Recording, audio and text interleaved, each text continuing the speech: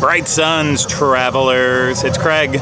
And Rhino, there's a Chewbacca right behind us here.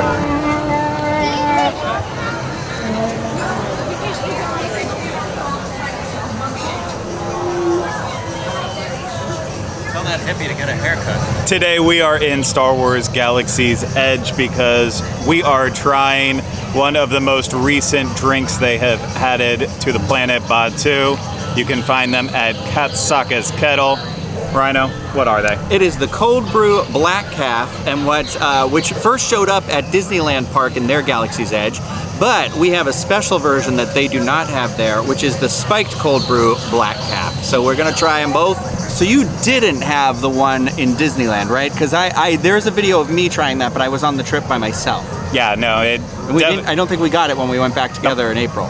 Nope, I did not have a chance to get it in April, and I wasn't with you when they first released it. It wasn't around, so I've never had the version that started it all from Disneyland, nor have I had this one here. Okay. So it's going to be my first time. All right, I'm excited. I'm excited because the spiked one, that's the one I'm here for, because they don't have that one at Disneyland, and I'm excited. I am too, so we're going to get to that in just a second, but before we do, I have to remind you this is brought to you by Dreams Unlimited Travel. If you like our content and you want to support us, please book a vacation today through Dreams Unlimited Travel.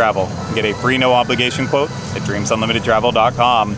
Rhino, I'm going to let you go first since you've had them before, because I want to get the comparison. Well, not the alcoholic one, but obviously the regular version. I want to know if it's just as good as Disneyland's. Let's go. Okay, well, you're probably wondering what's even in this drink that has Cocoa Puffs on top of it.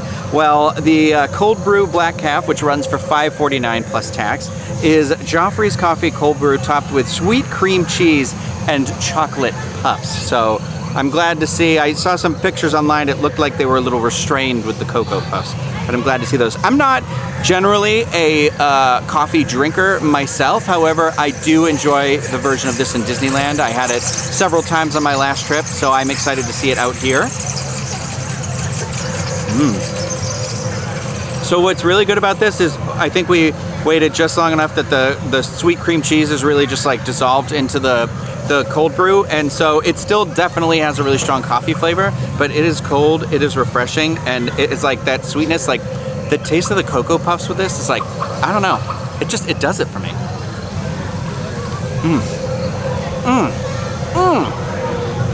What's interesting is these ones are, the non-alcoholic is in a solid cup, and the alcoholic one is in a clear cup, but honestly, right now, it tastes like they almost might have added chocolate syrup to the bottom of this. I didn't see them do that, but like, I am getting a strong syrupy, maybe it's just all the cream cheese mixed in with everything, but this is real good right now. I'm just gonna go ahead and... Craig, I'm just gonna pass it off to you and then let you christen our alcoholic one as well. So why don't you give them both a try? Unlike Rhino, I do love my coffee, especially cold brew. However, I prefer my cold brew done nitro. I don't like ice with my coffee. I know, I sound like a lunatic. I don't like iced coffee. Just leave me alone. I have problems. I understand that. It's gonna be okay. But to make it even worse, I also don't like my iced coffee if I have to have it with any sort of cream. So it's like I'm doubling down on this, but I'm hoping it's not too sweet for me. I'm really excited. Here goes nothing.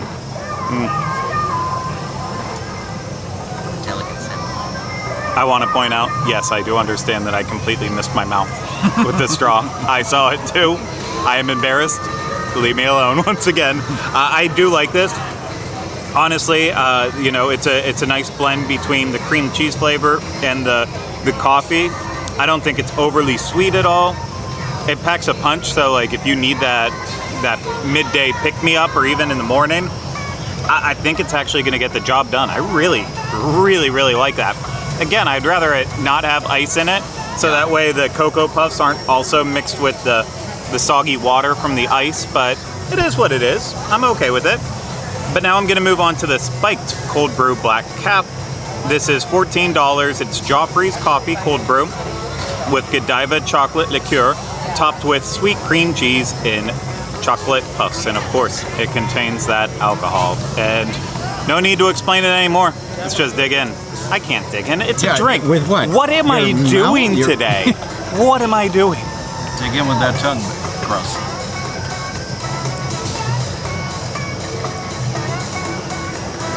Okay, I need one more because I don't know if it's normal, but I feel like the chocolate liqueur maybe sank all the way to the bottom, so I took like a big amount in right away and didn't get a lot of coffee.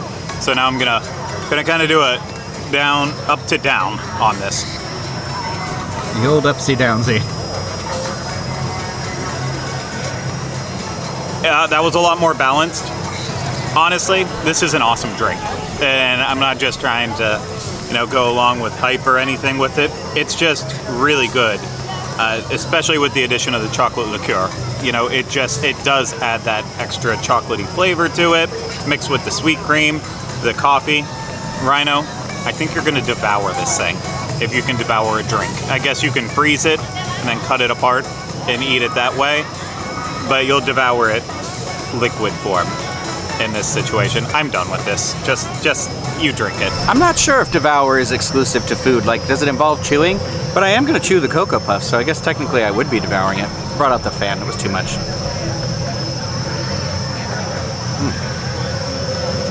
I see what you're saying about the Godiva on the bottom here. Let's mix it. Needs mixed. I should have mixed it, but for some reason I just wasn't functioning well.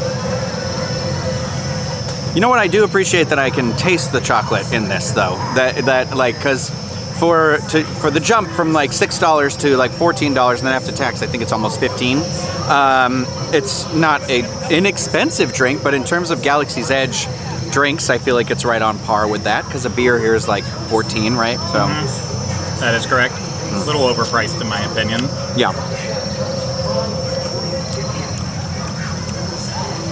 I do like this drink quite a bit. I mean, it's not going to get you, if you're looking to go somewhere, it's not going to get you there other than the caffeine. I don't think it's, I checked, Godiva liqueur is about a 15% alcohol on there, so it's not anywhere where you're like, if you're, nervous about having something and being like, oh, I don't want to get sick or like way too buzzed or something like that. I actually think it's pretty gentle in terms of that, but I do very much appreciate that I can taste the chocolate liqueur in here. And this is I have not had a mixed drink in the parks in a while that I have like genuinely enjoyed. And I know this one is super simple and basic, but I really enjoy it. And I am also a sucker if you just throw cereal on anything. You're gonna get an A-OK in my book. I 100% agree with you on the ice though, and I said the same thing about the one at Disneyland, that it should not have as much ice in it because it's hard to get the cereal out. So like I'll end up getting a spoon kind of sifting around because I want my Cocoa Puffs. Rhino, if I had to share any final thoughts on it, I would say my opinion is I like them both a lot. I would get both of them again. I'm not sure the chocolate liqueur is enough to add on an extra $10 for me. It was really tasty, but I thought just the regular one was good enough alone, and I would rather go out and have a beer after if I want my little kick and my little zep. But Zep? What am I saying? That's what cold brew does to you, baby. Jeez Louise. But I agree with you. I think it's just a little bit of a steep step to get just for Godiva liqueur, because again, I'm like, but I mean, Hollywood Studios is one of those things where like they got the exclusive the beers here and stuff like that, and then you've got Baseline Tap House around the corner, and I actually think some of the mixed drinks that are in that are at like Ronto's Roasters or Docking Bay 7 are worth trying, that are around the same price, if not like I think they're around like 14 as well. The Surly Surlac, I enjoyed that one. But yeah, so it's one of those things where I'm be like, I maybe have it again, but if I was going to spend the money, I think I'd probably go with something a little more potent, but that's just me. I think my mom would love this drink though. I think this would be her like, we gotta get that drink I like. Yeah, she's not a big coffee person either, but I think she would like it a lot. I would say if you're like a chocolate martini person, like I want a peanut butter martini. I know it doesn't have peanut butter flavor, but if that's your kind of drink, this is the drink for you in that way. Yeah, for sure. I think it's very approachable, and if you aren't somebody who's really into coffee, I would even say give it a try. But I agree with you. It's 100%. Like, it's going to be difficult to not come here. What the heck? To not come here and not get just the basic one. Yep. I completely agree. So I'd say we both recommend it, right? Yep, I'm gonna try and learn to make it in my house, I think. I think that's a great idea, and I'll be over to have some. But that's going to do it for this Disney dining review. We hope you enjoyed it. If you did, again, you can book a trip through Dreams Unlimited Travel. You can hit the thumbs up. You can subscribe to the channel. You can leave comments, questions, and video suggestions. But that's going to do it for us here at Batuu, Star Wars Galaxy's Edge. We'll see you again real soon with another Disney dining review. Take care. Bye-bye. May the Force be with you. Till the spire. Oh, jeez. Oh.